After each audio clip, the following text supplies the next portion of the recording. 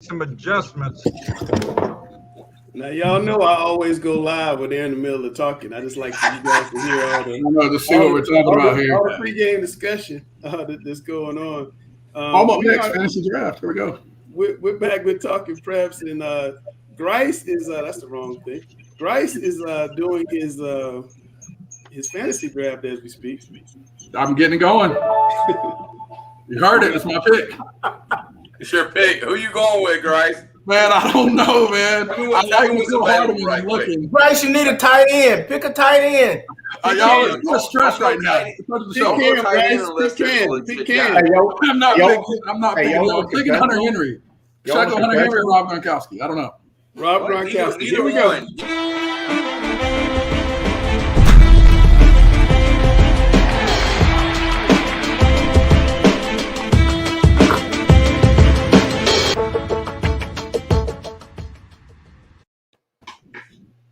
This news was just handed to me, guys. Up in Raleigh, let me take the overlay off, but up in Raleigh, Danny Benjamin of the ABC Science Collaborative told the Wake County School Board that basically he thinks they need high school vaccinations for athletes in order to avoid sickness and possibly deaths.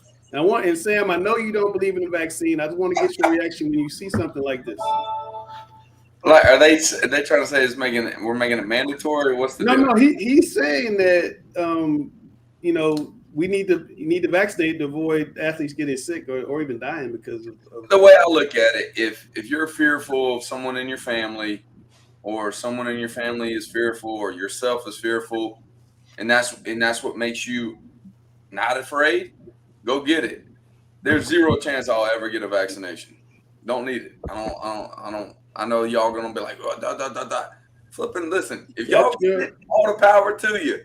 Don't ask me to get it. I'm not gonna do it. I feel like I train my body the way it's supposed to be. I don't think, like you see this shirt as this child of God. Like, I don't think me getting a vaccination is gonna change an outcome that's already predestined. Do you understand what I'm saying? Like, I do. I know Gary vehemently disagrees with you. Gary, your thoughts about what Sam is saying and also what Danny Benjamin told the Wake County School Board today? Well, he's just another person in a long line of doctors, scientists who've given people the facts. And we know this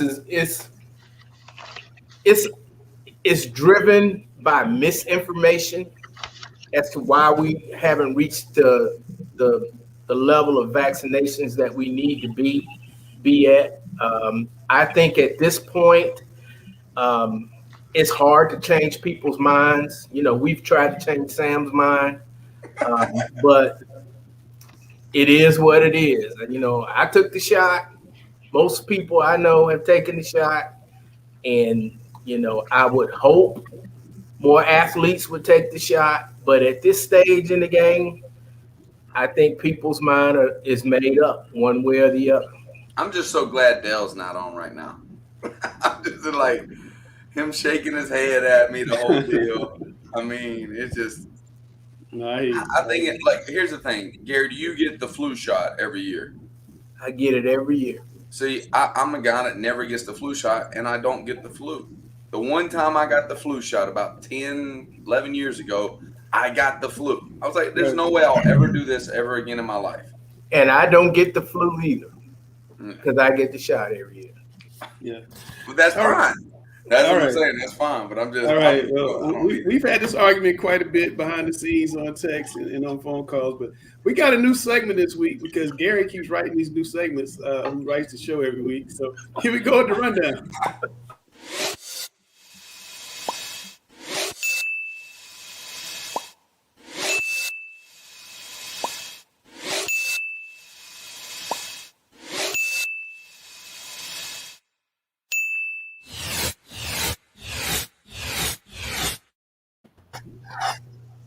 All right.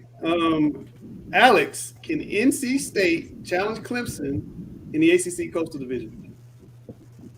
What are we talking about? The quality of the respective institutions in the engineering schools?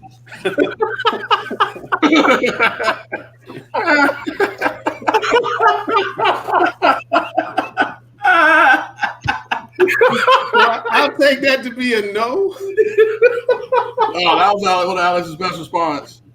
Chris, what do you think? I think they can. I've seen a Clemson team this week that just does not look like the Clemson teams of old. They are obviously challenged at the quarterback position. State, if you look back, even during some of Clemson's best years, even the Trevor Lawrence years, State always played Clemson very well.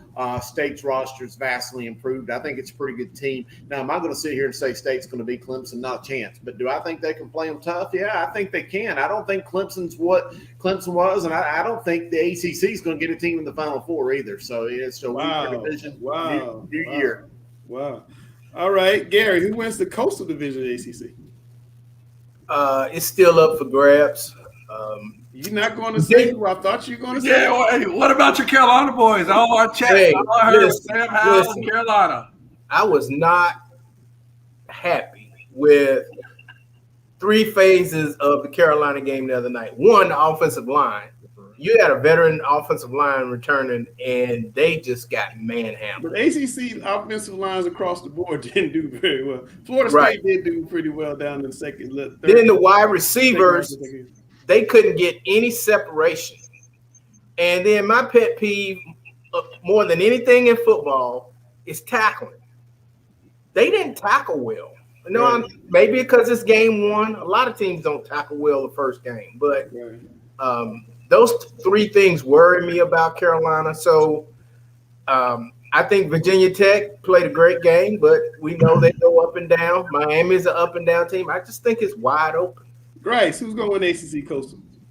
I still think Carolina, man. I know, Gary has, the opportunity to kind of weigh on both ends of the scale. I mean, I still think Carolina is one of the most talented teams. I thought week 1 was just a big overreaction, I think, from a lot of people. Clemson still is a really good team. As we saw, Georgia's a really good team. You don't stack that many top recruiting classes for nothing. That still was a 1-score game. Let's all still be very clear about a lot of that. Carolina as well. I mean, I think Carolina struggled, but they'll kind of pick it up. And again, they have the talent, I think, and I think that's going to override a lot of these teams in the Coastal. The Coastal's been a crapshoot for the last daggum 8 years. It's still going to be the same. Chris, the Duke Mayo Bowl was a major success. Gary was at the game. He told me it was an incredible environment. Who do you want to see next year at the Duke Mayo Classic? Well, I like the Georgia Clemson angle, the ACC, SEC. But, with this new impending alliance with the ACC and the Big Ten and the Pac-12, I would like to see a UCLA or an Ohio State kind of get some more national flair to it, bring some teams in from further away, maybe a Texas with that big travel squad just to kind of really fill the stadium. But to me, it don't matter. The fans win. It was a great environment. Alex, you got another one-liner. Who should be at the Duke Mayo Classic next year? Anybody who can put more fans in the stadium as opposed to some of the fiascos we saw this past week. We all know that there was enough bad football that was played that some of these colleges couldn't pack Memorial Stadium again. That's how bad some of this stuff was. But so Duke, Clemson, Georgia it wasn't offensive, but it was a pretty good game defensively. Who should be in the Duke's Mayo Classic? Yeah. I'll tell you, maybe somebody's calling right now. I'll tell you who should be in the Duke's Mayo Classic next year. I don't see any reason why Julius Chambers High School shouldn't be. Oh, okay. Here we go. Let's just be honest about it. They're going to have a senior tailback who's better than half the nonsense we saw on the field last week. All right. Grace, I'll take my chances on Glenwood Farabee and his crew having a better opportunity to pack that stadium than some of these joke teams that we've seen these past couple of weeks at the college level who would struggle to pack a refurbished Memorial Stadium even without the disco carpet in the press box. Real quick, Grice, Max Kellerman's out at first take. Who should get the chair? Who should take his place? Man, I've been a big Bomani Jones fan. I love, his podcast. I love everything that he does. I think he gives great fact-based rationale to a lot of the conversations, and I think would kind of bring back a lot of the, take away a lot of the nonsense and bring some real common sense to some of these shows. I think, Mr. Shay does a great job, and with the Fox show of getting that there. I think Bomani would be a great addition there. All right. And Gary, what do you think? Ryan Clark. I think he's Oh, big. well, okay. All right. I like Ryan Clark. My second choice would be Dominic Foxworth. I'd rather see those two get a show together and get Stephen A. Smith off of there because he's becoming a clown. Parody of himself. Yeah, he is. Grice, how many games are the Panthers going to win? Woo! Looking at their schedule, I mean, I feel like last year, I can't remember what I said, but I feel like I was pretty close. I think that's why you're asking me again. It's going to be hard for them to win more than 7. I mean, I'll go 6. I just don't think that they're there yet. I mean, I think they got, it's promising, and they're trying to put together that offensive line, but I don't know. When I look at that schedule, I don't know if I see more than 6, 7 wins. Gary, give me a number. I'm looking at the history of Matt Rule, and his teams make big jumps the second year. They're playing a last place schedule on top of it. So I'm going to give them 9 and 8. But I'm like Grice. I worry about the offensive line. And unless the Panthers have hired Ghostbusters, Sam Darnold gets kind of seeing ghosts. All right. Who has the best looking uniforms, Chris Hughes, the guru, in high school football? Schools that have the traditional look, that don't have to change with fads, that don't have to change their helmets every year, that don't do all these crazy uniforms. I'm the old guy. I probably shouldn't be asked this question because kids don't like this. But, I like the schools that have kept the same. Richmond's always had that diamond R. Kannapolis has always had that big K. Schools like that keep it traditional. That's the teams I like. I know that don't necessarily go well with the kids, and maybe that's why I'm here on the sidelines and not coaching the team right now. But that's just what I like. Mark Laughlin says Weddington has the best. He had a good time, Gary, picking at your boy Mac Brown earlier. He said Mike was over. Gary deserves all that. Alex, who has the best looking uniforms in high school? Real quick, 10 seconds. Oh, no more one-liners? I was on a roll, man. 10 seconds. Who is it? It's very tough to top the Richmond Raiders. When you throw that tradition in, when you throw the all gold look in there, that diamond has turned golden with 7 state championships, tied with Independence for the most in the largest classification. It's classic, it's timeless, and most importantly, that gold carries over to rings on fingers as well. I agree. Shelby too. It's very tough to top Richmond. Dude, I really like. We got my man Jalen Swindell in the back. I really like those new Chambers uniforms. They're pretty hot. All right, Sean, what did you see?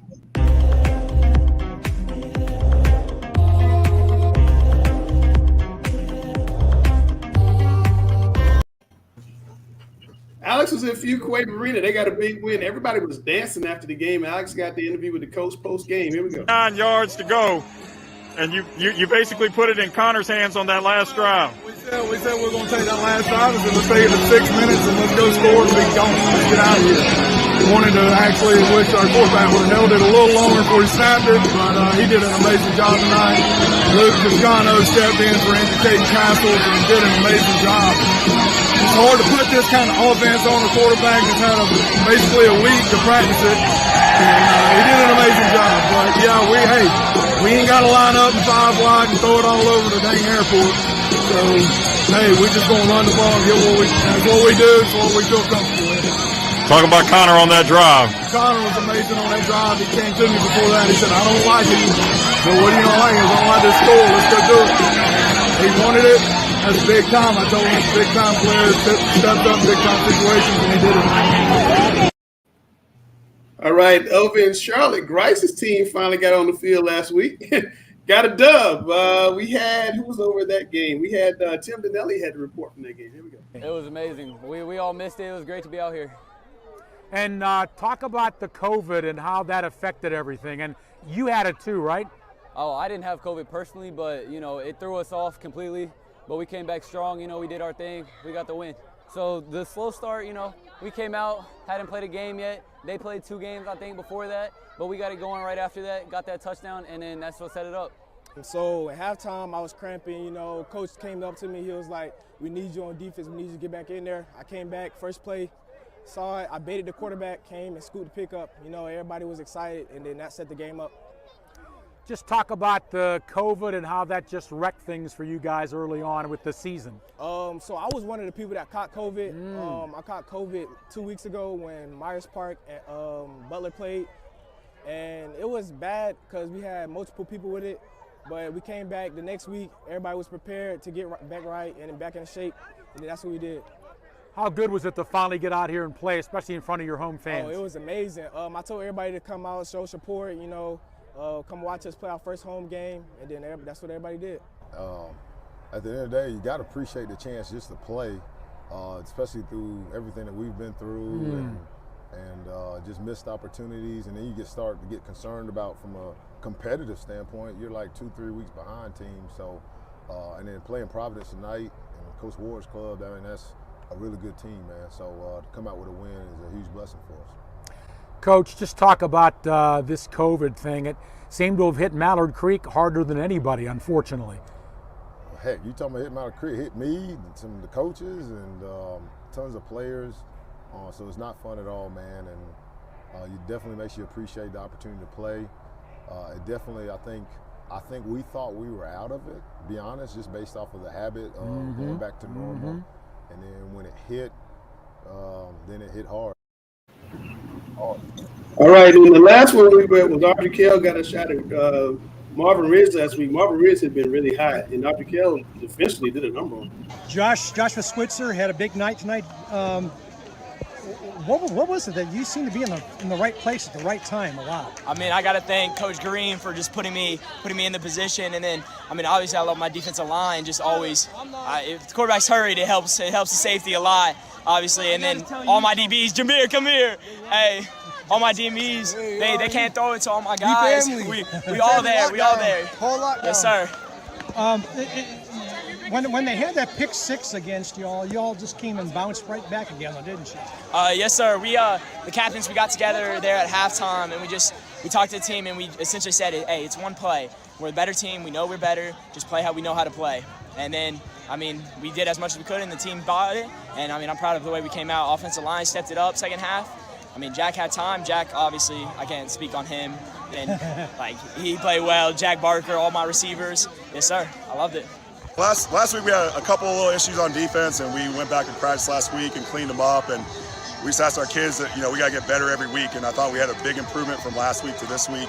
Our D-line played really well, got pressure on the quarterback, stopped the run well. And our secondary is really fast. They play aggressive. Linebackers, did a great job. So just an overall defense, I thought we played a good game. That first half was kind of like a war of attrition, strange things, you know. But you bounced back after that pick six, it seemed like. Yeah. I mean, we had some momentum going early, and then they got a big momentum play. And, we just try to play the first half, go make our adjustments, and we try to win the second half no matter what the score is. And kids did a good job of, adjusting to the coach's plan and coming out and playing a great second half. All right, so we got new faces on the screen. We got my man Jalen Swindell out of I always want to say Vance. I got to get Vance out of my head, out of Chambers High School. Welcome to the game show, Jalen. You know the deal. You get to take that man right above you, Sam Grider, down. Tell him what you're going to do to him. Tell him. He already know it. He already know what it is. Swindell, man. Let's be honest. Only way you have a chance is they gave you the answers, brother. It's all right. Nah, I don't know the question. All right, before we get you wanna compete for the hats? Yeah, that's cool. That'll work. It is now. Hey, Swindell, first, before we get started, man, tell us about your injury. How long are you going to be out, and how long is it before we see you back? Well, I go to the doctor tomorrow to get the final, the final word. But as of right now, they said I got 6 weeks. So, all right, I know that's tough to sit out. Talk about the season so far. You guys come out gangbusters. I mean, Chambers not afraid to play anybody, anytime, and it seems like you guys always want to go on the road to play people in their home field. Talk about the season so far for your team and what you see ahead. We looking pretty good. It's just some places where we gotta get stronger at, get better at. But every day they come to practice ready to work, so it just makes it easier every day by day. Just make sure that you're out when we play you guys. Nah, I think that's the week that I'll be back. One of your best friends is on our team, obviously. N. Dave McDowell. That's Swindell, that's like his dude right there. So, Yeah, that's my boy. Yeah, he talks very highly about you, man. I'm proud of you. I know that you're committed to Wake Forest, correct? Yeah. I know. I like that shirt Grace had on. Yeah, you did. Yeah, you did. All right, brother. Proud of you. You getting some love. I can't get on the screen right, but you're getting some love there from somebody. So I wanted to ask you, how is it that Coach Farabee has been able to come in and get you guys to do so well so fast? Normally it takes the coach a little while to kind of get going. What is it about Farabee? And you guys seem to have fun over there. I know we talked about that when I came over for practice. Yeah, really, Coach, he just didn't come in, trying to just like destroy everything that we've been doing. He he learned from us and we learned from him, and we just put it together, made a puzzle. That's all it was. Seems like a puzzle. I like it. Seems like it's working pretty well. All right, let's get to it, man. You know what you're here to do. Hey, he already counting on you. I'm counting on you. Hey, you can't have Daddy helping him out with these questions. You got to put your phone down or something. I can't be cheating. Swindell, I need you, man, because Sam's ego is out of control right now. We got to have somebody. Grice, chill in the back. Dadgummit. Here we go. Brother, I'm not MJ, just Coach Griner, but I'm the GOAT of the game show.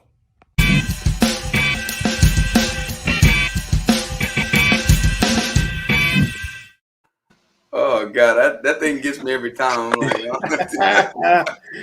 all right, let me get the lower third out of there. All right, who's up first? Chelsea, let's go. Yeah. All right. Georgia beat Clemson 10-3 Saturday, and former Mallard Creek D-line Jordan Davis was the star. Which Georgia teammate of his played at West Forsyth High School? A. Jared Wilson, B. Darion Kendrick, C. Noah Jones, or D. Tyrion Ingram Dawkins. Okay, so Sam makes the visitor go first every time. So Swindell, it's on you. Which one is actually the correct one? West Forsyth. I'm gonna go B. B. Darion Kendrick. Sam Griner, what you got? Man, I really don't know this. I thought I should know something like this. Let me think. Oh, here we go. We got a time limit, Sam. I'm gonna go D. D. Tyrion? Yeah. The answer is A. Jared Wilson. So we are locked up at 0-0. Something told me to choose A, man. Yeah, you should have checked, man. I'm pulling for you, dog. DK was the guy that went to Clemson that came from South Point, right? Yeah. All right, so let's see. We got Dale up next, and here's the question. Let me get on screen. Okay, back to that Clemson game. And in that Georgia game, the Bulldogs held Clemson to a net 2 yards rushing. Who led Clemson in rushing for the game? Lynn Dixon, A. B. Will Shipley, C. Kobe Pace, D. DJ Ungalele. Sam Griner. I'm going to give a little love to Will Shipley. I didn't pay close enough attention to this game. I was traveling back, but I'm going to give him some love here because he'll come.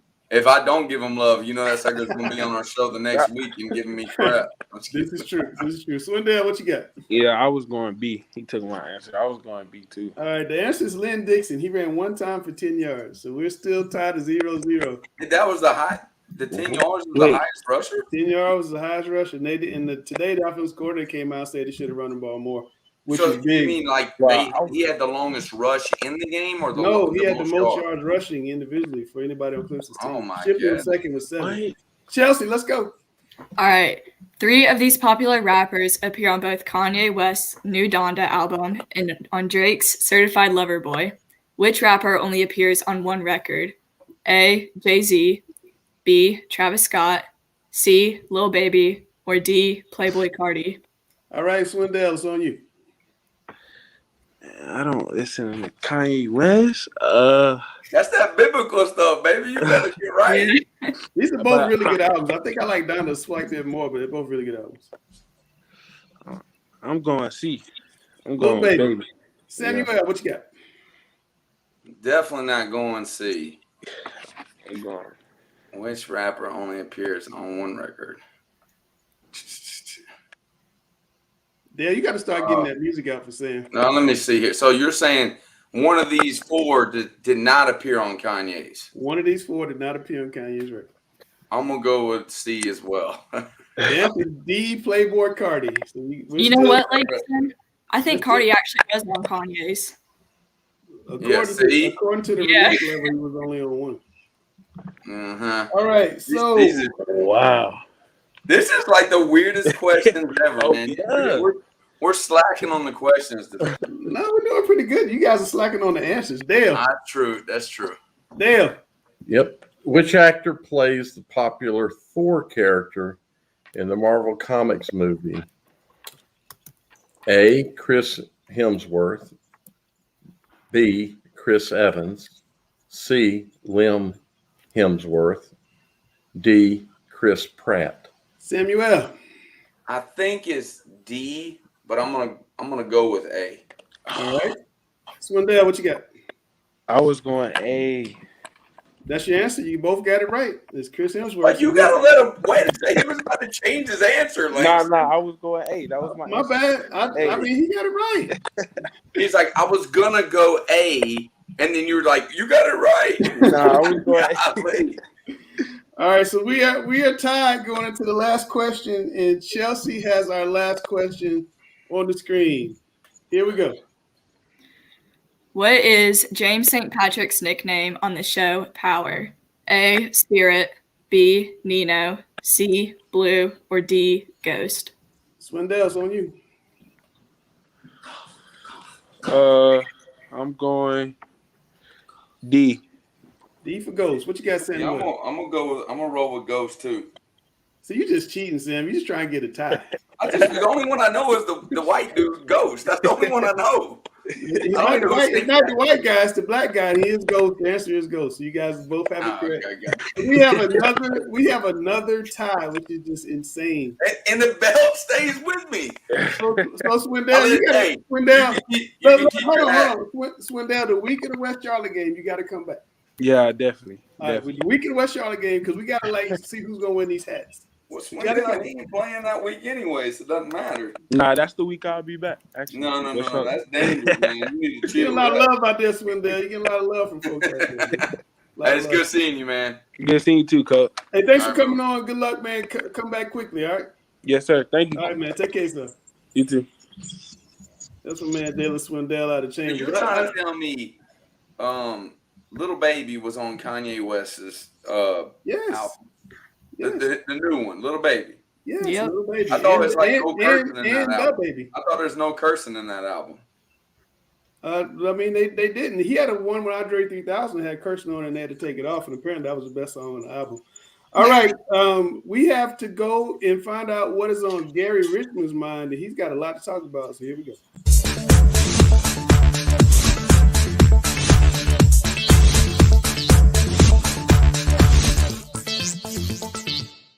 Hey, everybody. Great weekend of college football.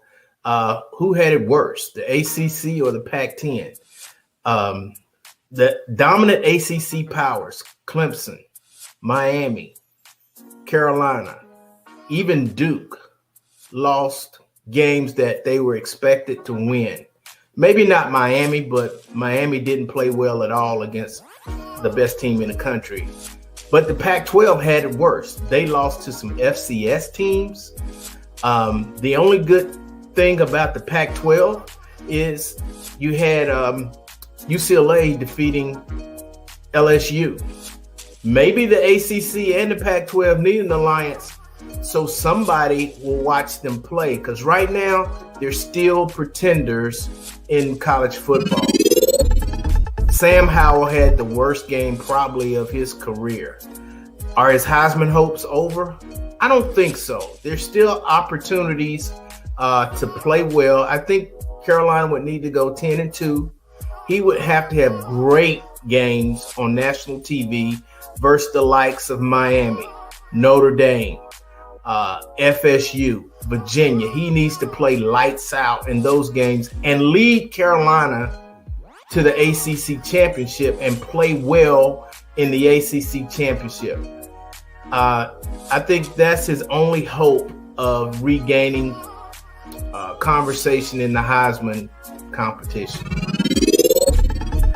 Wow, how should the state association handle playoff qualifying with teams missing games? I think every team should be measured as to whether or not they played 80% of their conference games. If that's not possible, then each conference should agree on where they go by conference standings or overall winning percentage.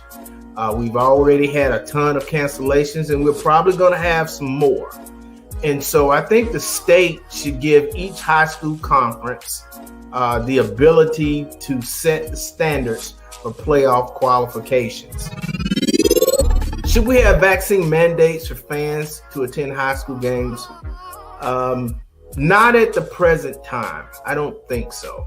I think that's something that is going to be determined by the metrics as the school year goes along. We know from last year that at Thanksgiving and the Christmas holidays that the numbers rose dramatically. I think if we reach that point during the winter seasons of basketball and wrestling and the other winter sports, then maybe you could come up with some type of mandate. I think it's too late. We're in the middle of the season already to say that students or fans should have a mandate to be vaccinated. I don't think that's fair, changing the rules in the middle of the season. Ooh, this is a big one. They had a shooting at New Hanover. New Hanover asked to postpone the game with Leesville Road. They wanted to move the game from, it was originally scheduled on a Thursday, and they wanted to move it to Friday. And Leesville Road basically said no.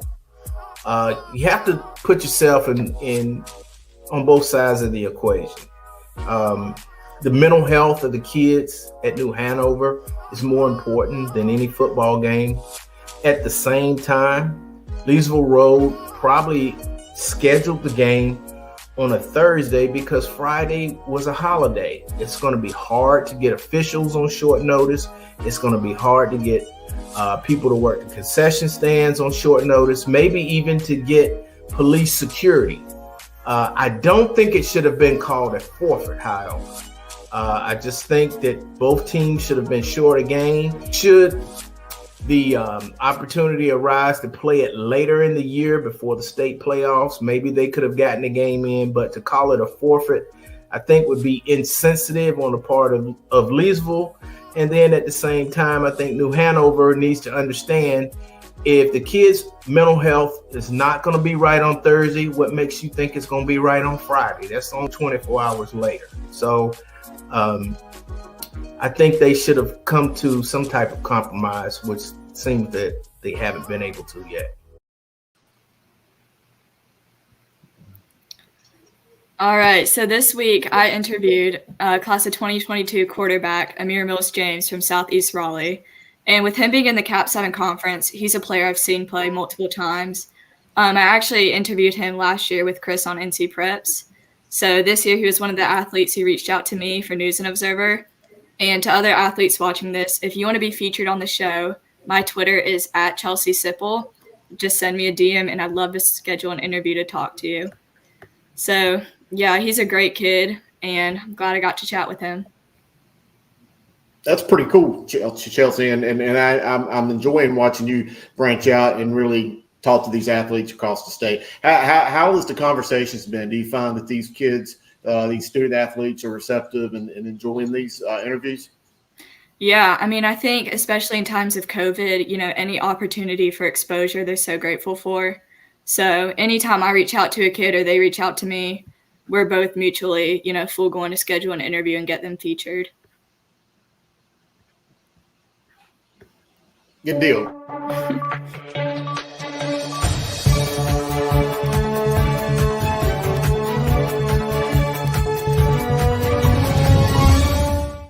I'm Chelsea Sipple from Talking Prep Charlotte, and this is Amir Mills-James, a class of 2022 quarterback from Southeast Raleigh. So, Amir, I know last season you fell to an injury. Just kind of talk about your recovery process and how you are this season. This season I'm better. My legs stronger. Both my legs are stronger, and just ready to play this season. That injury, like last season, luckily it was the last game of the season, so I had all off season to recover, and now I'm just back better. For sure. And I know this season it's been really unfortunate. We've seen so many games get canceled to COVID. For you or the team, is there any concern with how this season might go with the struggle to get any games in? Not really. As a team and as our coaches, they stress mask and COVID and all that. So like we social distance during school. We wear our masks. We sanitize every day. So as a team, I think we're well prepared. For sure. In this off season, has there been anything that you've improved in your game or right now working to improve on? So this off season, as a player, I've been working on escaping the pocket as a quarterback, reading defenses better, and then as a teammate, better communication with my teammate as well as my coaches. And kind of personal to you, just reflect from your freshman year of football to your senior year, just how you've grown in the game. I've grown a lot. In my opinion, I think I've grown a lot.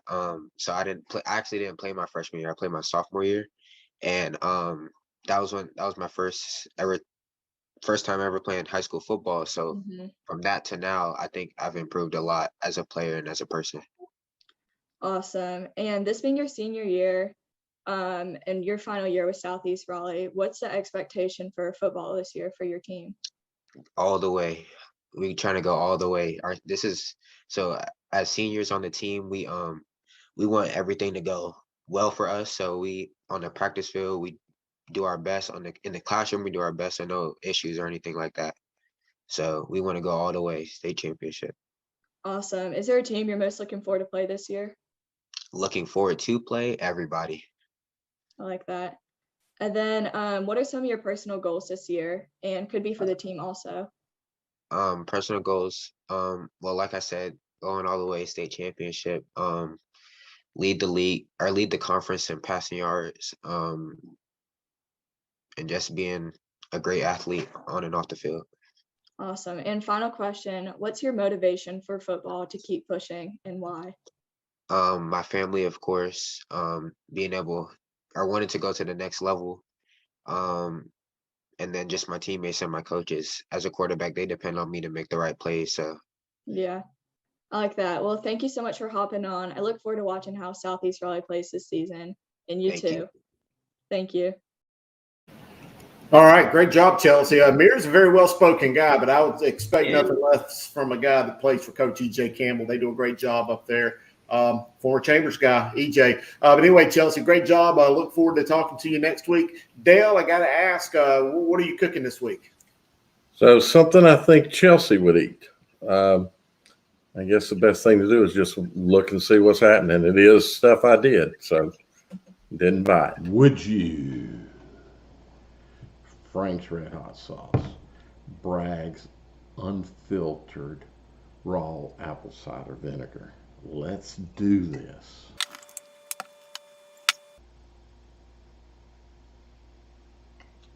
Some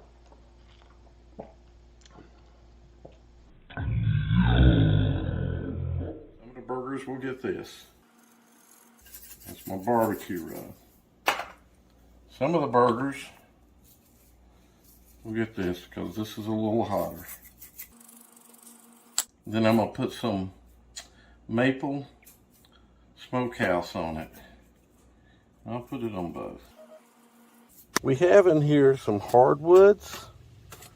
We have some apple and cherry woods. And then have some apple coals. We probe our meat here so that we cook things to the temperature that we're after. We just cook them till they split. Outside's the right color that we're after. I think the burgers are ready. Hot dogs are ready for some people. And there's a few there for me. How to make Harris Teeter slaw better for your hamburgers and your hot dogs. We'll get a little bit of mayonnaise.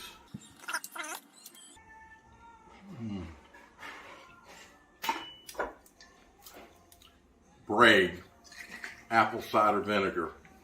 Your slaw that you buy has apple cider vinegar in it, or it has vinegar in it. Thanks.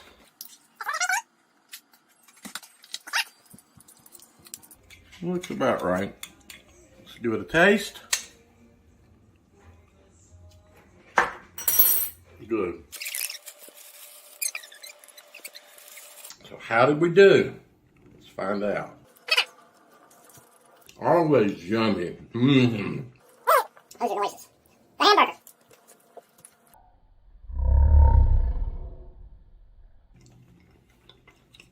Now that's awesome.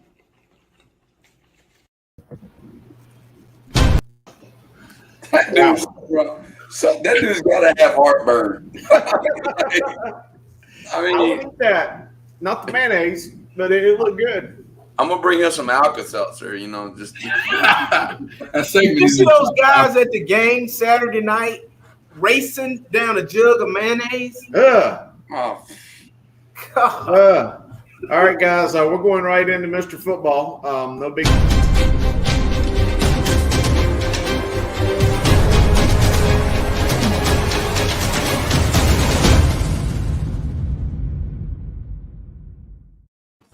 All right, no real changes this week on the Mr. Football watch list. It's about the same as it was last week, but a lot of the teams had the week off last week, and very few teams play this week. So, a lot of off weeks kind of going into that conference races. But, guys, what do you think? I think it's everything you're saying, Chris. We're preparing to get right into conference where we'll see a lot of these teams match up here shortly. That Chambers-Huff game is impending here in a few weeks. I think, we'll see a lot of these names change as they face other big-time competition and really get to see who's the better of the bunch. Yeah, Coach Griner, who sticks out to you? Well, I think Christian Hamilton had an outstanding game this past Friday. I don't know his exact stats, but I saw a few highlights, and I felt like he scored at least 2 times in the air, and he was very explosive. He plays both ways, too. So I like guys that are able to help their team out and go both ways. I know he's one of them. And Griner, who does he play this week? Chambers. That's going to be a real big test this week. Get a little big test this week. Yeah. Him and Bentley. That's going to be. They're going to need all of their performance in that game Friday night. I think if guys are major D1 recruits like all of these guys are, they should be able to play both ways. That should be a standard almost for most D1 recruits outside of the quarterback position. They should be good enough that they can play on both sides of the ball if they're good enough to play major college football. Yeah. Hey, Alex, or anybody really, are there any hot players kind of right here on the edge that you think are worthy of kind of hopping on this list? I like our list a lot. I think Alex is on mute. On mute. We can't hear you, Alex. He had so many hot takes, he burned up his mic. Sorry about that. The list is pretty solid right now. I will take this opportunity to disagree in gentleman's style with what Gary said about playing both ways. You should be able to play both ways. I'll give you that. The reality of the game, particularly the highest level of football, particularly in North Carolina, I want to go back to arguably Independence's best state championship team, and that was Chris Leak's junior year, 2001, and beat Wilmington Laney, which was a very good team, but ran into the wrong Independence team. Laney had 4 kids going both ways in that game, and that's, you just can't do that against that kind of. That's unreal. So here's the rule of thumb: if you have a guy, okay, and I understand what you're saying, Alex, here, but this is where there was teams that I've coached that I didn't need someone to go both ways because the drop off wasn't significant enough. Say you have a wide receiver that's legit. He's a wide receiver like Christian Hamilton's going to go to college and play wide receiver, right? But your DB on the other side, okay, it's a significant drop-off. You're saying Christian's like an A- player, but the next guy up is a C player. you have to play. He has to two platoon it, and you get him rest periodically on the other side of the ball. You don't have to play both ways the whole game, but if there's a significant drop off, you have to do that. That Independence team you're talking about they were a juggernaut for a reason. They won 7 in a row for a reason. They literally had 100 and something players, and 30 of them a year would go play college ball. Yeah, they had college kids on the bench. On the bench. Yes, exactly. So the drop off wasn't significant enough, but like a regular old high school team, especially like West Charlotte or whatever, we got guys that go both ways, no doubt. Now, Grice, on the other hand, might have guys that don't go both ways because they got 900 kids. But Hey, again, it's impressive to see those guys that go both ways. But one thing I tell you that's one of the most impressive things we do is that our guru, Chris Hughes, ranks every single team in the state from 1A to 4A. Chris, we got to see those rankings. Let's start at 1A.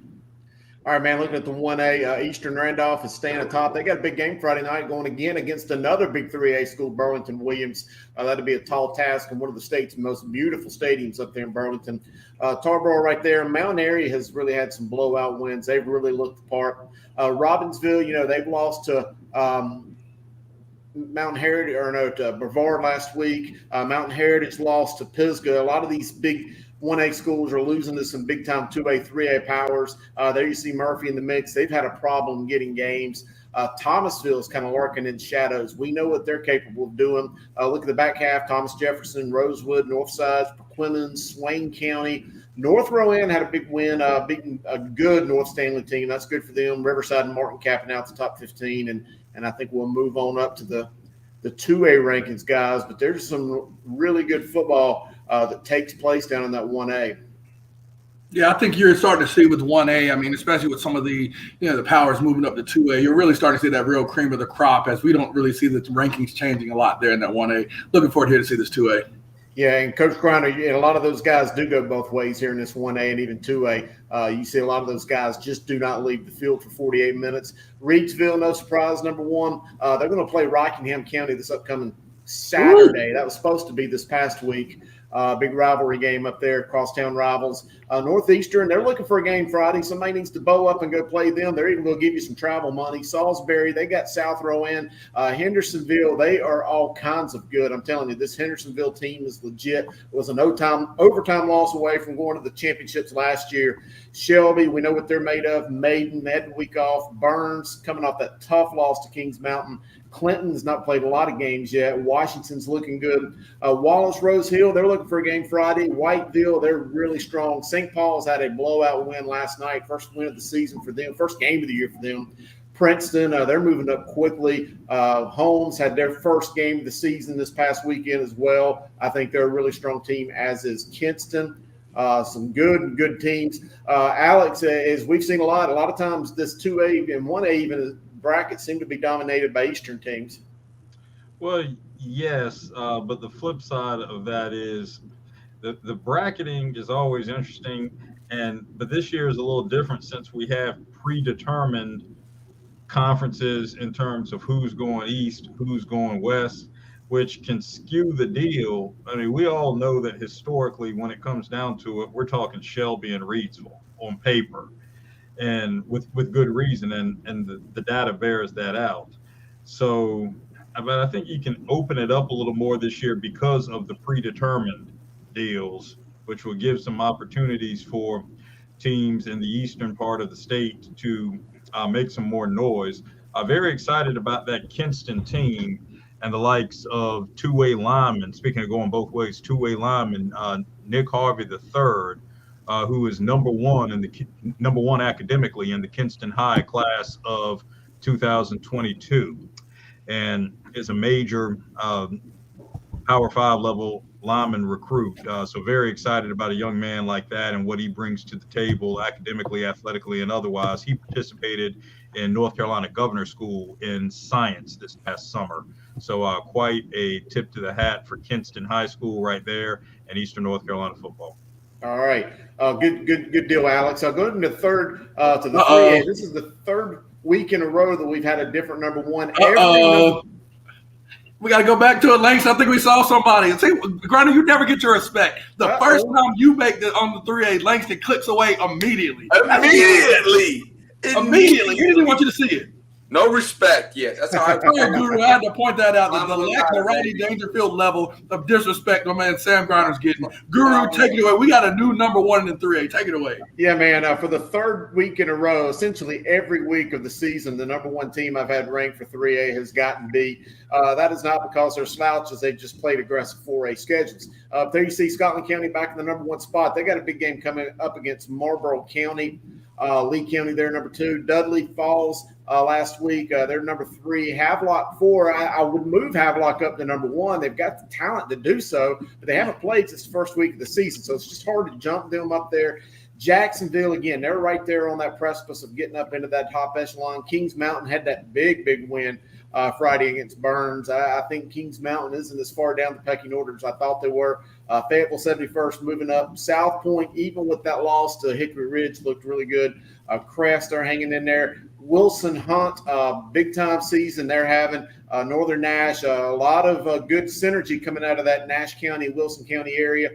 Cape Fear, Oak Grove, West Charlotte. There you got a big man. West Charlotte, the Mighty Lions are coming in there at 14th, then they very well could be good enough to be in that top 10 here really soon. Let's go. You got some tough games coming up against some much larger 4A schools, and then, of course, East Lincoln. Sam, any thoughts? Yeah, I mean, I'm going to get myself in trouble here, but I'm going to be honest with you. Talk your stuff, bro. Let's go. If there's some team named Cape Fear that's better than us, and I'd be the hell with that. You know what I'm saying? Ain't going to be true. Right now. You know what, Sam? Cape Fear. Ain't no fear in a lion. I'm going to tell you that. Because you know Sam doesn't fear anything. He's a superhero. All I want to know is, hey, Grinder, if you lose a game, you already know who's going to be calling you, trying to get you to come down. They might pay you to come down there. Dude, hey, here's the thing. He talking about aggressive 4A schedule. I'm trying to pay. We only play one team this 3A. So aggressive 4A schedule. I mean, if that's your pedigree, then just that gonna slap our whole schedule on there. Hey, Sam, just to clear the record up, you probably didn't know this. I coached against Cape Fear a lot back in the day down in Fayetteville. They were in the state championship game all about 4 years ago. Coach Jacob Thomas, they do a great job there. Big physical team. I think you'd like their brand of football. Set it up. Set the game up. We need that. Get the coach on here. We need the coach on here. Ain't no fear in a lion, baby. All right, well, let's digress, and let's move on up here to the big boys 4A classification. I don't think there's any question who our number 1 team is going to be again this week. Chambers, they're 3-0. They've had 3 very good-looking wins. Defense really stepped up and dominated Friday night against Glenn. Huff right there, number 2. Huff is they're sitting there waiting. They're waiting on their opportunity. They got a big game coming up against Cox Mill, who, by the way, has won 6 straight games since last year. That's going to be a tougher game than I think you imagine. East Forsyth there, number 3. They had the week off. Grimsley had the week off. Cardinal Gibbons. I mean, I think this Gibbons team may be better than even I think. You look at their film, break down that team. They could be the 2 or 3 best team. Yeah. Cleveland is right there with them. Marion Hampton, Newbern. They've got a big game against Maury, who's the Norfolk Virginia Power coming down Friday night. Good. That's going to be a lot of D1 talent on that field. Make sure you check out one out. Obviously, Catholic, Weddington. Happy birthday again, by the way. Andy Capone's birthday is today. Richmond County there at 10. Northern Guilford, Myers Park, Butler. Butler lost, but, you can't really hurt them too bad for going out and playing who they played, Wake Forest, Southview. Man, I could go 60 deep in terms of really good 4A teams. It's just a tough class. 4A Fight Club, I think there's a lot of way. Mallet Creek took down one of his top 15 teams. No, we're not Grinder. We're not worried about being in there right now. Man, being there in the end. That's our Chris, we're not really worried. Don't like us. To be honest, Chris really just don't. Hey, no, Chris, where we at? When I get one of those gold shirts, I'll probably like you a little bit better. I'll wear it when I'm at the tennis courts practice. Touche. I owe Alex one too. Touche. Yes. Hey, anyway, Grice, so we've got some fresh faces to talk about. I know, man. Hey, I'm excited to see it. Drop it, Langston. We need it.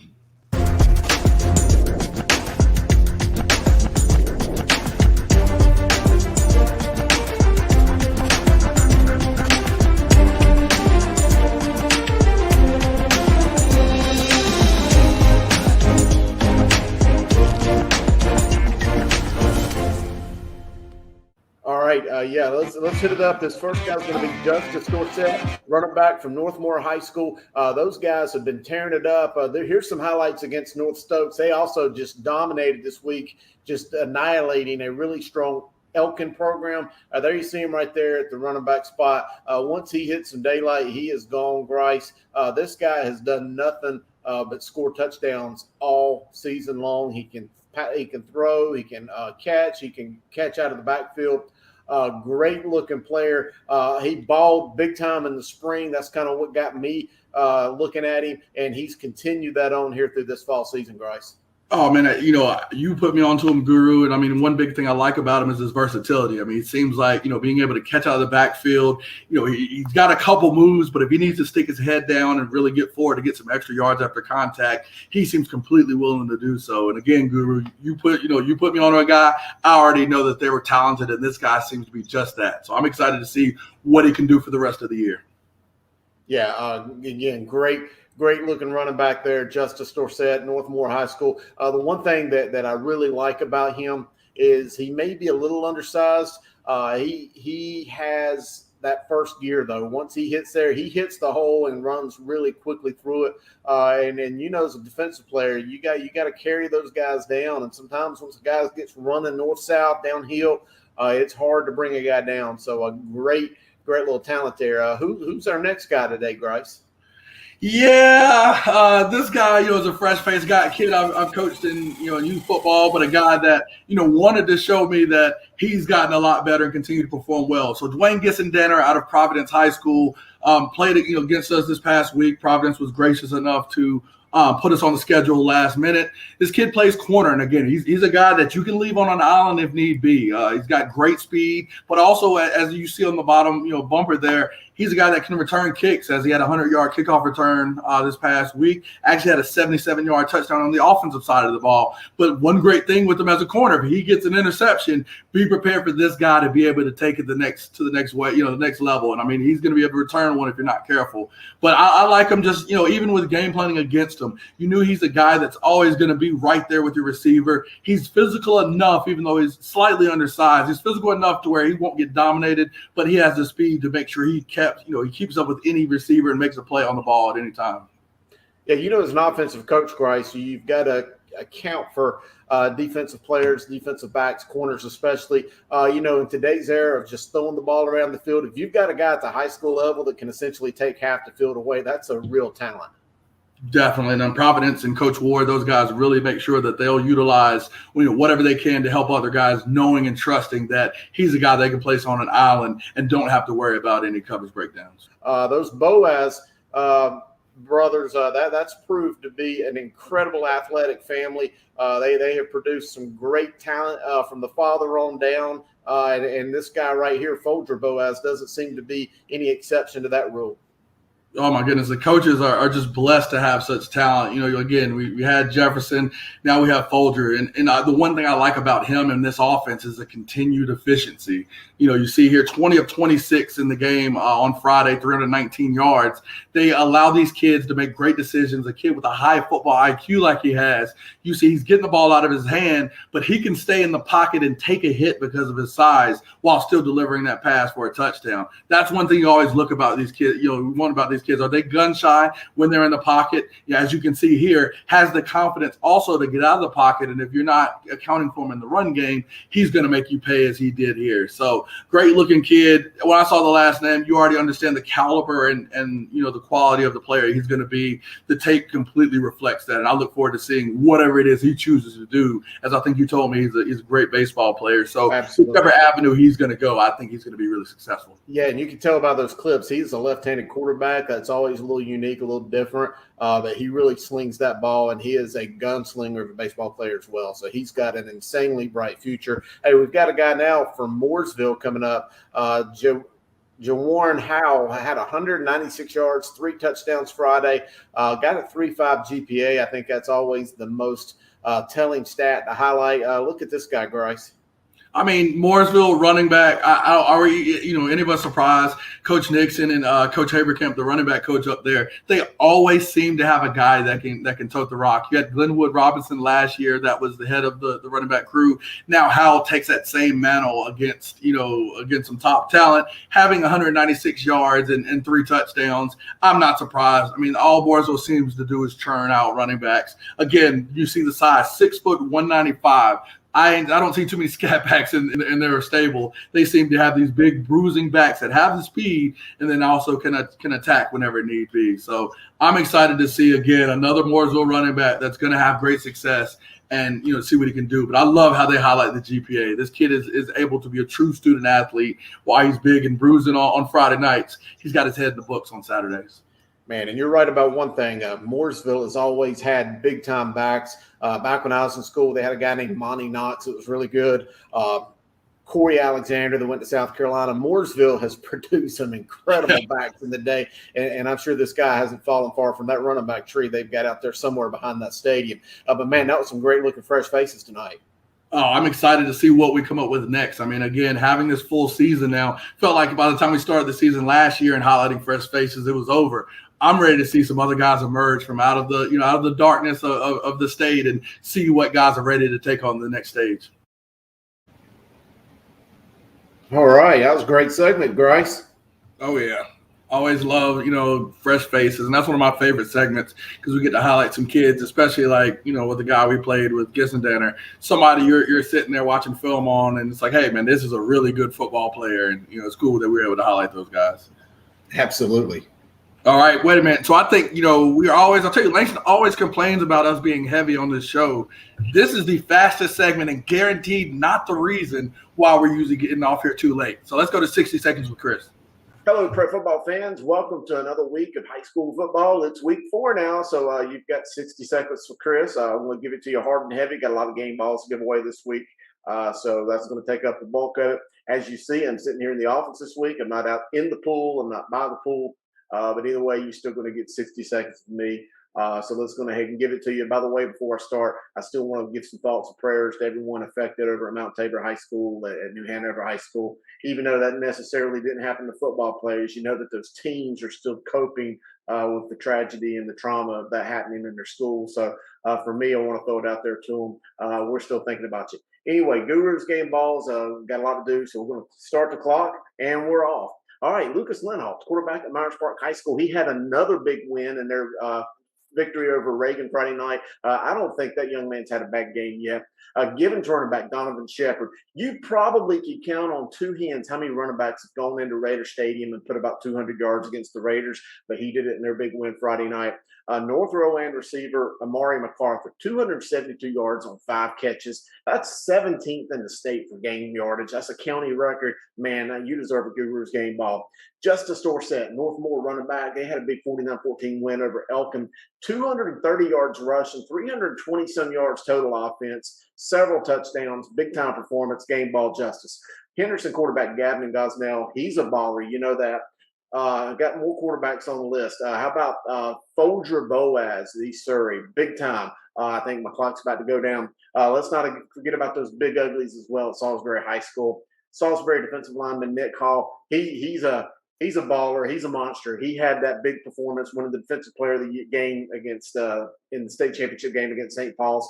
He had there's the bell. We're going to finish that thought. He had 10 total tackles Friday night, 5 for loss. 2 sacks, 5 assisted tackles. I mean, he is a baller. I also want to throw it out there to a couple coaches.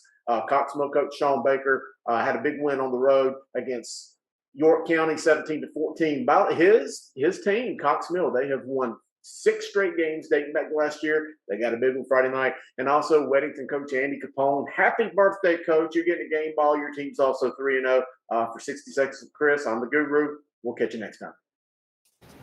All right, man, that was 60 seconds. Actually ran a little bit over today, but it's okay. We had so much content to talk about.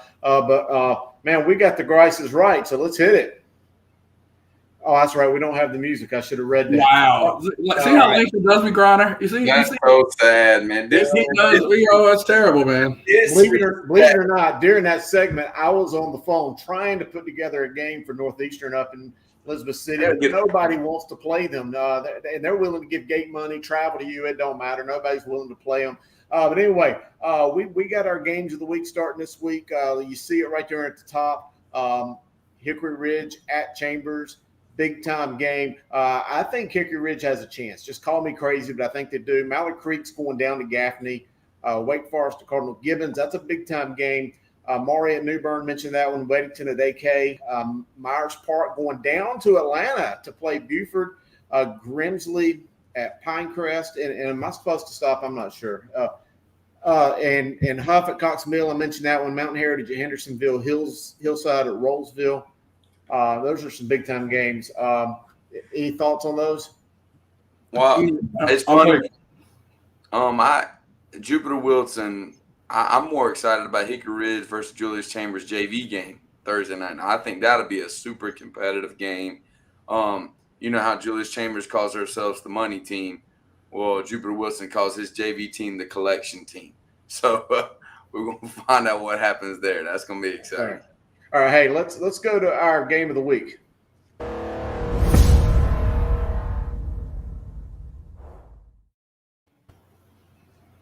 All right, Grice. So here's our big game of the week. I got to get your take on it. Got to get your keys on this game. Who's going to win? What's the big takeaway heading into it? Yep. So, Weddington, Ardrey-Kell. And I think this one's kind of flew under the radar a little bit. I mean, you have two, undefeated teams as Ardrey-Kell continues on their Union County showdown. I think their big win against Marvin Ridge, who we saw, of course, with an impressive victory the week before over Independence, their Ardrey-Kell's domination of that Marvin Ridge team shows that they're for real. They get the chance to show that against an emerging Weddington team. The big keys here, for Weddington, who's the big time player in the post Will Shipley world? I think the last few years, Coach Capone has really had that reliance on, Will Shipley. And even before, everyone forgets about older brother James that was actually their first state champion. He actually was their MVP. So he's had Shipleys in his world for a long time. This is the first year where he's having to depend on guys like Zymo Patterson, Landon Backey, and Griffin Reimer. So some of those new faces, I guess, to all of us, those are key cogs in that offense and, really something that Capone's going to have to really depend on as he gets ready to face Ardrey-Kell here. The second one, we've known Ardrey-Kell for offense. We know them to put up points there. But if you've looked so far in how they've played well and really relied on their defense. I mean, I think that was the big shocker in that Marvin Ridge game of how well the defense played. We saw the interview with Switzer. You see that they are really focused on defense. And I guess with Coach Joachim taking over, that has been an emphasis and it's there. Weddington, of course, they've always had strong defense, holding each of their opponents so far to 7 points per game. When you have two defenses coming together, we know defense wins championships, but the one that has the most success in this game is going to be the team that wins. And finally, I'm all about the QBs. There's a QB battle. And again, when I talked, Richmond County Butler, it was about which QB would make the big play. We saw, Caleb Hood and Xavier Brower were two big-time quarterbacks that put up crazy numbers. These two guys with Brosterhouse and Curtis, they're the guys and more so of a game manager. And I don't mean that in a negative sense, but when you have defenses as great as them, high-efficiency quarterbacks, and making passes and eliminating mistakes is going to be the key for success in this game. When you're playing great defenses, and we all know it, the quarterback that makes the least mistakes typically is the one that's going to have success, and I believe it's nothing different here. So whichever one of these quarterbacks is able to be successful, limit mistakes, and hit that big play when they get the opportunity, they're going to be the one to lead their team to victory. Yeah, I'm super excited about this game. Actually, like if I didn't have my own game, I would go to this one. It's just this is a huge battle between like two areas that are very close to each other. So this is kind of a huge rival without it being a rival yet necessarily. I think this is going to be really big to see who's going to be serious in the 4A division because both of these teams are teeter-tottering to being a great team instead of being a good team. And whoever wins this, I think you can consider a great team. Oh, I agree 100%. Drew, what are your thoughts? No, I think so as well. And I think they are both really, really good teams. I don't think either of them are a great team yet, but like you mentioned, Sam, I think they're right on that edge, and they both could become great teams before the end of the year. They're still kind of young, both of them. There's still a lot of players that haven't played together, and as they build cohesiveness and practice, and teams are made in practice. They're not made on Friday nights. They're made in practice, and they'll get better. Alex, there's also some big time games heading on up there in the Triad or the Triangle area. I'm sorry, up there in Raleigh this week. What do you have your eyes on? Hey, burned up that mic again. Hey, I had the mic off because I wanted to make sure that I kept the noise down since we didn't have music for Grice, and it didn't have to go Rick Rude style. I wanted to make sure I kept the noise down, so I just wanted to be certain.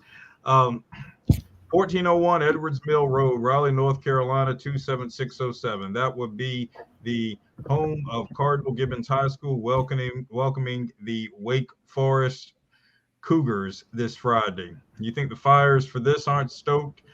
Everyone still remembers Cardinal Gibbons stopping Wake Forest's 45-game winning streak in August of 2019. These teams were supposed to meet last season. Protocols precluded that from happening.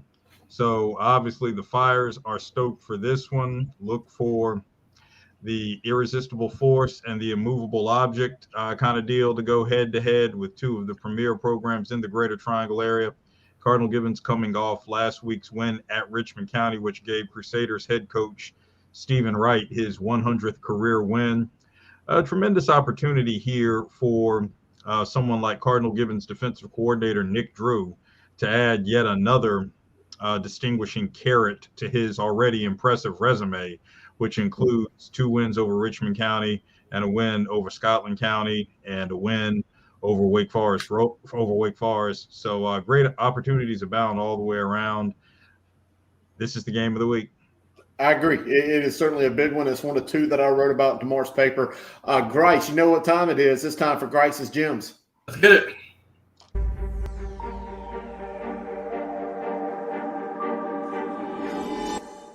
All right, my man Grice. It's that time again. Grice and the Guru, Grice's Gems. I don't know, but we had another big week of football around the state, and it's about time we look at some of the big performers.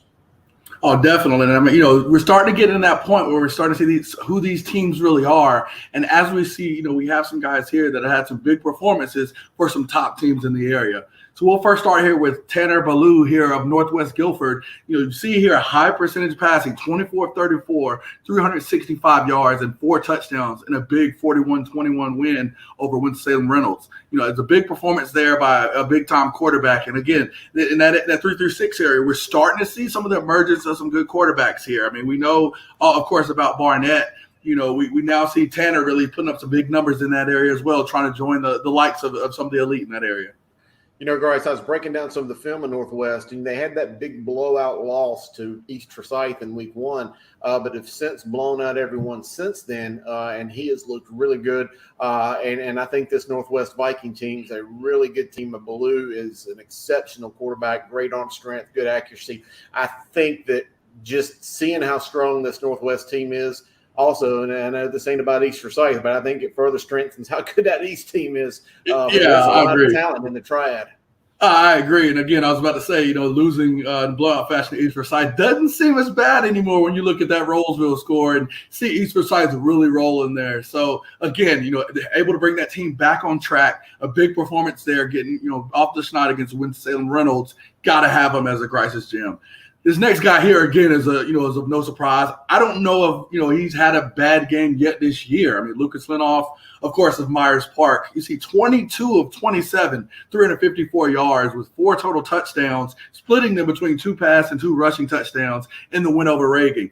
We talked about, again, I always call them the baby IMEC up there in the 3-6, that conference there. You had Reagan as one of those teams. We also talked about Glenn, of course, with Chambers, but Reagan facing Myers Park. This was a chance for that area to make a statement, and we really see the cream of the crop down here in the 704 rising. And again, big team, big win. Your big stars got to play well, and Lucas, again, is continuing off of a great start here to the fall 2021 season. Yeah, I've been really impressed with what I've seen out of Lucas, adapting to a new regime at Myers Park, a lot of new faces around him, but he has been steady. He has just continued to get the job done. And as you mentioned, against a really good Reagan team, that Reagan team that, by the way, took Grimsley to the brink the previous week as well. So that is no slouch win by any means. That's a grade A performance, definitely worthy of Grice's Gem. 100%. So we move forward again here to Amari MacArthur of North Rowan.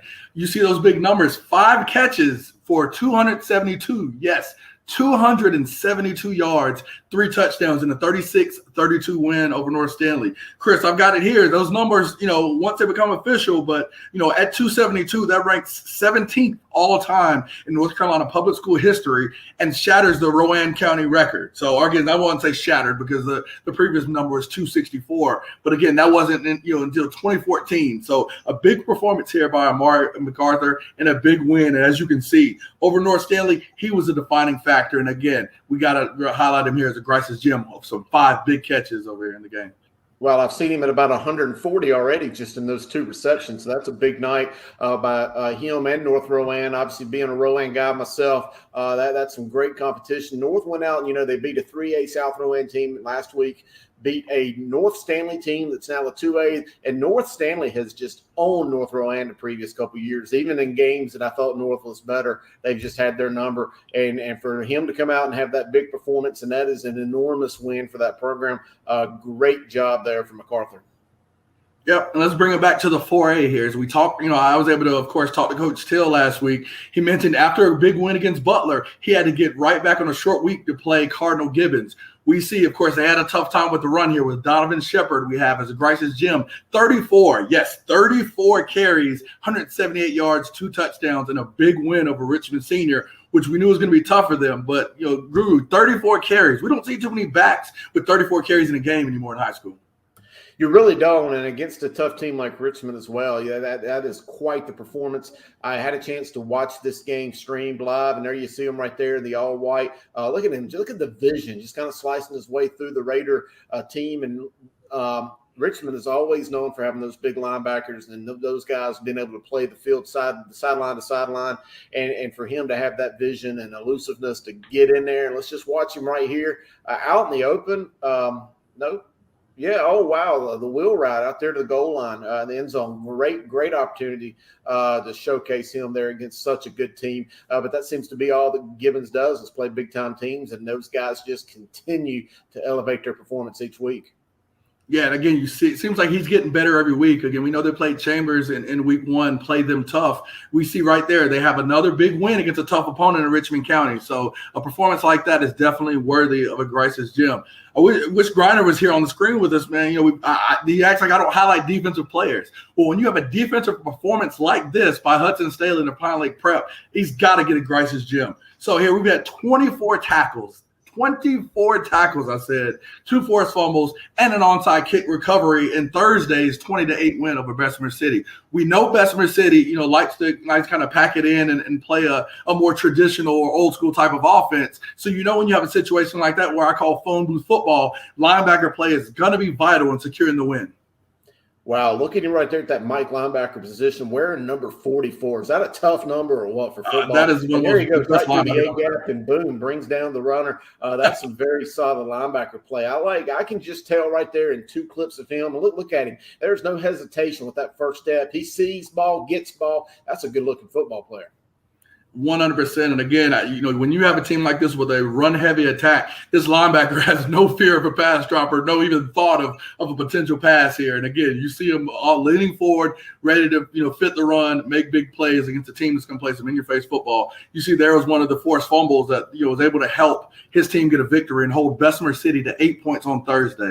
So, hey, Griner, again, we like to highlight defensive players that do well. You get 24 tackles, that's a Grices Gym award, and again, award recipient there. We're excited, and I think that, when we get to next week, we're going to get into conference play here shortly. I'm expecting to see some major performances against some top talent. So, as always, if you ball, we're going to make sure we give you the call, Grices Gyms.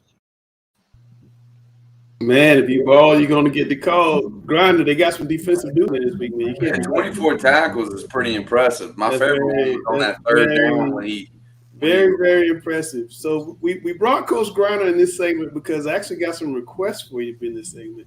And I'm going to play host and let Alex ask to answer the questions. One's got to go.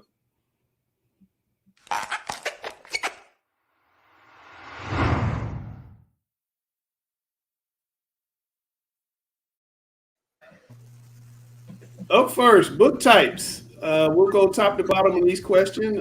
Fiction, nonfiction, biography, autobiography. Alex, what you got? Fiction can go because we already have too much fiction in what's supposed to be fact. If you want to see fiction, just go to the sideline of college football and college basketball games and look at head coaches. Television has turned them into actors purporting to be things that they're not. Therein lies the fiction amidst the fact. So since we're going to have fiction amidst what supposedly is fact, fiction can go. Gary, you got to follow that. Full breakdown. Fiction. I just don't like make believe. I don't like science fiction. I don't like fiction. All right, Dale Ross, what you got? Autobiography. Why so? Just don't. Others, the other options allow you to exercise your mind. All right. Autobiography does not. Samuel, football coach, what type of book's gonna go? Autobiography as well, because anybody that's writing a book about themselves can be a little challenging. I think I wouldn't be, biography I'm fine with because someone else is writing a story about someone. Right. But autobiography, I'm not a huge fan of. I like the fiction. Most times they're hiring a ghostwriter, but okay. One's got to go, Alex, on football night for the NFL. We're kicking Sunday night football out. We're kicking Monday night football out or Thursday night football. Gary actually moved our show so he could watch Monday night football. So I know what answer he's not going to give. But go ahead, Alex. Thursday night football has to go. Matchups aren't very good. Praise be our good friend and the great Charlie Adams, always an advocate for protecting Thursday and Friday nights for high school football. Well, he must have been rolling over on Friday because, man, there's all kind of college ball. And I will continue that legacy and tradition, even though he's smiling down upon us. I will be a staunch proponent of that until the end. Staunch even more so than Langston Wirtz is about city county championships. Here we go. About how late basketball games start in Charlotte Mecklenburg schools, and about how triangle area teams play home games in state championships. Well, they actually do. They do that. I'll be even more staunch about that. Thursday night football has to go. Thursday night football has to go. The Raleigh teams definitely get home field advantage in the state championships. Gary, you can't say Monday night football because you moved the dang on show. So which one of these got to go? Thursday night, and you hit the nail on the head. The scheduling is bad. The teams don't have enough time to prepare. I think if they were coming off a bye week and then they played Thursday, it would be okay. But, the way the NFL schedule is set up, they get Monday and Tuesday to practice. They're traveling on Wednesday, playing on Thursday. That's not enough time to heal up and to put in a sophisticated game plan that the NFL usually has. So I would say Thursday night football. Mr. Ross, what we got? Thursday night as well. Same reasons. Samuel. I'm going to go against the grain here. I look forward to Thursday night football when you come in because that bad football? Yeah. Bad football. So the thing I would get rid of just because the Cowboys play too much on it is Sunday night football. I've been going through the whole day. After 4:30, I'm footballed out. I got to watch my own film, and I just get tired of looking at them Cowboys. But you heard the key word. He watches. He gets tired of it, but he watches. It's painful. But yes. I don't know. Alex, I'm scared to ask this question. What was the biggest opening weekend flop in college football around here? UNC, Miami, LSU, or Clemson? Miami. Florida teams, I'm talking Miami, Florida, and Florida State are known historically for not liking to play games outside the state of Florida. Now, come on, Miami. If you're going to continue that tradition and still look this bad, don't waste your time playing a team like Alabama that's going to embarrass you all the more. If you're going to look that bad, at least just schedule somebody in your backyard. You like playing in Florida, so at least just go ahead and schedule FAMU, because then nobody cares how bad you look. At least we'll get a great halftime show. Well, Miami has the quarterback get all the hype, but I think I'm not saying it's a one-man team, but the other players didn't seem to be up to his level. He was getting killed, and Alabama's just really, really good. Gary, what you just said it's a one-man team because it is. Gary, what you got? I didn't say that. Gary, what you got? Well, based on the anticipation for me, of course, it was Carolina. But nationally, just to be a football fan, I think, like Alex said, Miami was just non-competitive. At least the other games were competitive. Miami wasn't competitive, so I think they would be my choice for the biggest opening flop. Mr. Dale Ross. Without question, UNC. Overhyped, flop. Hype and flop. Okay. Samuel. I'm going to go with LSU. Just think that they played poor. They hadn't got over the hump. They were so dominant when they won the national championship a couple of years ago, and then now I don't see how you drop off so significant. What did Coach O say about those blue shirts? Sissies. He called them sissies. That's something my granddaddy used to say. He told they got to take off the sissy blue shirt. That was not a good look. Alex, tailgating activity. What's got to go? Cornhole, passing the football, card games, board games. Passing the football. Steve Harvey got it right in one of his routines when he talked about you talk about you go to a concert and you have these musicians who want everyone to do something. Put your hands in the air, waving like you just don't care. they want you to shout and they want you to scream and everybody's got to do something. But Steve Harvey got it right. If I'm going to a football game, I paid to watch you throw a football. I don't want to help out. If I'm going to watch a football game, I don't want to pass a football. I paid to watch you pass a football. You throw the football. All right, so which one's going? Passing a football. Passing the football. Gary, what you got? Alex is on a roll tonight. Yes, he is. You know, I think about some of the Panther games I've gone to, and you're in these crowded parking lots, and you got people throwing the football, and they're yelling, "Look out!" You know, or "Watch out! Can you throw me that ball back?" It's always the people that can't throw and can't catch that want to play football in the parking lot. So, and it's annoying, you know, because they're not athletes. You can see it, but they want to throw the ball around. So passing the football is the most annoying thing in the tailgate.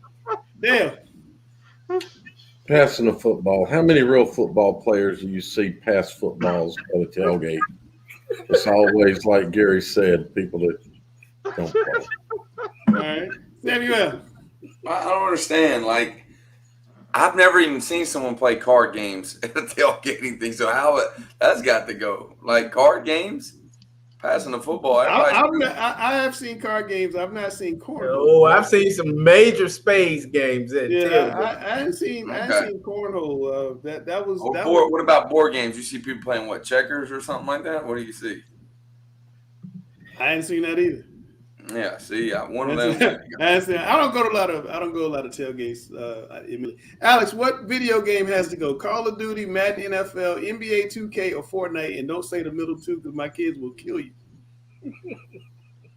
Wait a minute, Fortnite? I thought Fortnite was the nickname for the 2 weeks of Wimbledon each summer at the All England Tennis Club. The Wimbledon Fortnite? I thought that's what Fortnite was. Fortnite? Isn't that kind of the same thing as when years ago when Michael Jordan was asked about what he thought about the possibility of playing for a college coach? And he said, "Who are you talking about, Pink Floyd?" Fortnite, I thought that's what we were talking about, Wimbledon. Fortnite, man, get Fortnite out of here. If we're talking Fortnite, I'm going to have some strawberries and cream at the All England Lawn and Tennis and Croquet Club. Fortnite's got to go. Gary. The top three, Call of Duty, Madden, NFL, and NBA. Of course, I bought my share of those for my kids. So, you know, every now and then I pick up the controller. Fortnite, I have no clue what it is. how it works. It's violent. Fortnite would be the one who would have to go for me. I've never seen it. Mr. Ross, what you got? Gary, Fortnite's probably one of the more popular games right now. It absolutely is. I don't play many games anymore, but I'd get rid of NBA 2K. NBA 2K. Samuel, what you got? Yeah, I would go to NBA 2K as well. See, think about this. Call of Duty, Fortnite, they're relevant all year long. But Madden's only relevant near football season and right afterwards. NBA 2K, a lot of people ain't playing 2K now. See what I'm saying? So Not in my house. Well, I guess it's time. What time is it, man? It's time to rumble. Lock the daggone doors, baby. Lock it. Go. Welcome to another edition of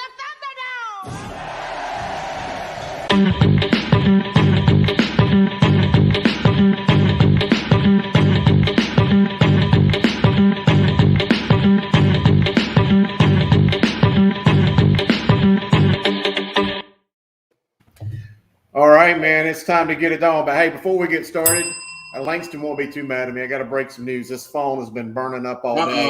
One of our games of the week, Mountain Heritage at Hendersonville, is now off because Heritage has some contact tracing. Hendersonville, I've been talking all day about teams being aggressive. Hendersonville has gotten really aggressive, and they're going to host the South Carolina 3A state champion Daniel Lions on Friday night. That's a big-time game. I had to throw that out there. Whoa, that's big. That's a big-time game. That's a big game.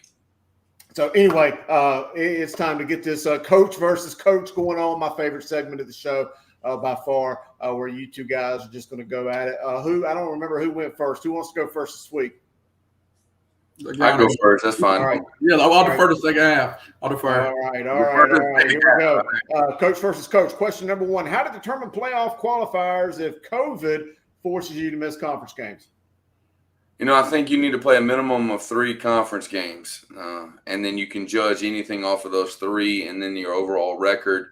But strength of schedule, that's got to play a part of this.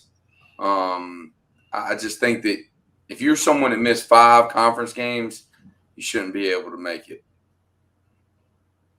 I can understand that. I think, one of the great things about the climate that we're in, and again, Guru just brought it up, guys are just playing people. It's enough of whatever. It's enough of this over here, that over here. Guys, you want to play? Let's play. So if there's a situation where you have 2 teams that we need to determine who's the better team, heck, schedule the game on a daggone Monday. Play on a Monday and then play that playoff game on a Saturday. Whatever it is, get it done by teams playing other teams. I was so blessed, even for us playing our first game. You're happy, you're sad, whatever about the game. I made sure to shake Coach Ward's hand and said, thank you for stepping up to play a game. Like that, just point blank period. Guys just want to play, and you get to really see about guys, guys and teams that just want to get out there and go. These teams need to figure out who's the best. Let them play. Yeah, I agree with you there, Grice. And not to jump on, but to kind of grandstand there with you on that point. I had a coach who had said that he had turned down thereabouts 12 games in the past 2 or 3 days from teams willing to play them. And his reason being is he needed a win. And I think that his school, his administration, his parents, his players would be really disappointed and would want some questions asked if they knew he was still in an opportunity from their players. So go play somebody. My thing is if you don't meet that 80% threshold, whatever the threshold needs to be for conferences for you to hit that minimum number, you know what? Maybe you can still get in, but guess what? You're going to be seated down with the wild cards towards the end. You're not going to be up there as that overall number 1 or whatever. I think that's the only fair way to do it. But Grice, you're up here for question number 2. Once we get the screen, here we go. Best passing route combo versus zone coverage, cover 2. Give it to me. Well, that's why we're going to me. If Griner, if I'm going to he's going to sit here and tell me, hey, it's too high safety. Run the dang ball. But, me, I love a little smash. You talk about a 2x2, pass here, any formation you'd like. I want that outside receiver to run that 5-yard hitch to ensure that corner has to come up and respect them. And now I have a slot receiver, one of my shifty guys. Griner's got a couple of them. I've seen him run those guys. I get that guy on a flat-footed safety who has to ensure that he has to cover him in a big old blade of grass there with the quarterback having all the space he needs to deliver a great throw. That's my favorite concept. And Griner does not involve running the ball. I see you gritting your teeth over there when your offense coordinator is calling all those passes. And out of the last 2 games, there's not been a team that throws the ball more than West Charlotte. I'm gonna tell you that right now. Like, you're not calling the plays. That's why. Whatever it is. You don't think those are my plays too? You're not calling them. So look, you're right. I love the smash concept versus cover 2, but I also like tagging one of the slot receivers or someone on the hash that you can tag it with a post. So a great combination is one of those, but then you can really set someone up with like a corner post, you know, and you can even be like smash, smash, smash, and that everybody on defense is like, oh my God, I know what that means. Smash. They're gonna run a corner and you roll into it and come back. Oh yeah, it's naked. Let me take it back. We did a question and segment on great signals. That's the funny thing. I've seen corner post or cop where you either use a hat or you like do handcuffs, like you're being handcuffed for corner post because it's a cop. Yeah, that's a later segment though. That's on Talking Preps over tea or something. Hey, I'm gonna take y'all back to 07 in my play calling days. We're gonna go twins right to the right, 621 boot thunder. That is a wheel combo from your slot that can become a wheel break off to an out at 15 yards with a post over the top. It's always good for that cover two. But who knows? I haven't coached down a ball since 09, so who knows? I don't know anything. All right, Coach. All right, here we go. Coach Griner, this is up for you now. Best base defense for most high school teams to play. Well, right. You already know Grices knows nothing about this. Right, you don't have a clue about this one. Oh, I do. You know who my head coach was. No, I know your answer, though. That's why I can't wait to hear your answer. Here's the thing. If you really teach really good defense, all right, and you can play in a cover 2, then you're very, very sound. Like if you have good run fits in a cover 2 and you're able to stop the run, you're always going to protect yourself in that cover 2. You know, you can still play those corners deep enough if they read it correctly, they can help on the corner routes for Grice's smash concept. But cover 2 is the safest way, base coverage. I think that's the safest way to go. But what's your front, Griner? What's your front? Well, I'm an odd front guy. So yeah, I can't give all the diamonds of this thing. He's an odd front guy. Everybody knows Griner's an odd front guy, but the 4-2-5 is the best defense. I think that I do love it.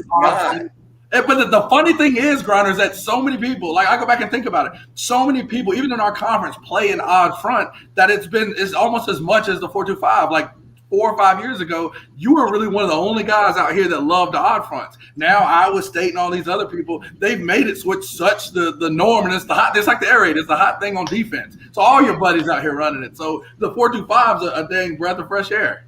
Well, here's the thing. Let me explain why an odd front is great for high school. All right. What is the hardest position to fill on the football field? Defensive line. So I'm telling you, it's easier for me to fulfill in 5 offensive linemen and only 3 defensive linemen. When you start playing with that 4th, a lot of times, unless you got 4 studs, then you're putting not the best 11 on the field. That's why the odd front, you can manipulate it. You could have 6 DBs on the field. You can have 3 down linemen, 4 linebackers, and 4 DBs. You can manipulate it more out of that odd front. That's why it's I think I like it a lot. But you're bringing 4 anyway. You are bringing 4. Yeah, I know. You're bringing 4. Why not just put them there? You're bringing 4. I know you are. We don't know what 4 is coming, though. But I know it's either him or it's him. You ain't that fancy. You're bringing 4, and the gaps are the same. Why not just line up in there? I'm glad. You get to see it next week. I'm glad that everybody's getting to see how much we argue and have a good time in the back on Talking Press. Because we have a group chat, and all week long these guys have me cracking up in the group chat about different topics, high school, college, pros. But one thing before we get out of here, I did want to ask you guys this. I wrote about this past week. There's 2 schools in Charlotte that really want to play each other this week. One private, one public. They couldn't do it because CMS nixed it. This year, should CMS allow their schools to play private schools, just like they got rid of 2.0 rule for this year? To your point earlier, Grice, so teams could play each other? No. Sorry to be that aggressive with it. No, I'm not in agreement with it. I mean, I think that it's one of those situations where let's just go ahead and keep it separate. I mean, because again, you always hear the stuff about Catholic, no matter if they're doing well or they're doing not. Everybody's always complaining about them being in a public, arena. You add all the privates in there, and I mean, just the scrutiny and the complaining is going to be worse than both. But what they're asking for is not to join the league. They just want to be able to play a game. Like if I have an opening and Mallard Creek have an opening, let us play that weekend so we don't both miss games. That's what they're asking for. No, I agree. I understand what you're saying, and I'm saying even for that point, I mean, it's different playing fields, and I mean, to me, I just don't think it's a good idea to do this now. Now, you say in the beginning of the season, or you allow people to schedule teams. Sure, I'm completely fine with it, but I don't think you should just, in the middle of the season, say, "Hey, we know you guys have different rules. We know you have this established." It's too much tweaking and changing of the rules all of a sudden, and it leads just like with COVID, and not to get too crazy with the CDC, but it's just like when you have changing guidance, it creates and stokes fear and confusion amongst people. That's never a good thing. I want to hear from the guru on this one. Well, I think they should play. CMS will allow a team to play, let's just say, Christian or Providence Day, if it's in a sponsored event, let's just say the Charlotte kickoff that's at the beginning of the year. They just don't allow them to play in their own scheduled events. I would like to see them, I think that it's only a matter of time before Chad Greer turns Providence Day into a potential regional and maybe one of those national powers playing top teams. And if I was at a Mallard Creek or a Butler or a Chambers, I would want an opportunity to play a team like that because a game like that would probably have a high opportunity of being on TV and would get a lot of publicity, and I think it would be good for them. I understand the drawbacks, but I just say let them play. All right. Well, it's that time for the show. We got to go to the big star on the one shot and give him his lower third and let him do his thing. Sam, final thoughts. No, I just want to say I appreciate you guys letting me be on the show for as many years as we've done it. Remember how bad it used to be, Langston? Oh yeah. We're about to get into the meat of the season and last game before conference starts, so I'm just excited about it. It's going so fast. Football season, you're like, man, you got a long ways to go during the summer, and then now you're 4 games into it. So I'm excited. All right. Winter is coming. Is that the phrase? You can't use that anymore. Better for that. You like all right, that. guys. It's been a great show, man. I'm Langston. That's Sam. That's the guru, the #1 voice of high school football. Chris Hughes, Dale Ross, Gary Richmond, Jonathan Grice. My man Alex Bass was on fire tonight. Tomorrow night, he had his own autobiography. Hold on, Sam. Tomorrow night we have a great interview. I mean, just an absolute great interview with who, Grice? With Aaron Brand, the great, the illustrious Aaron Brand, legend on the field, legend of the bank. Okay, the stories he told, the things he said, just incredible. 8 o'clock tomorrow. Be sure you tune in. We'll be back next Tuesday with another crazy show, and we're out talking press. We'll catch you next week. I wish I was on there with Brand. We had some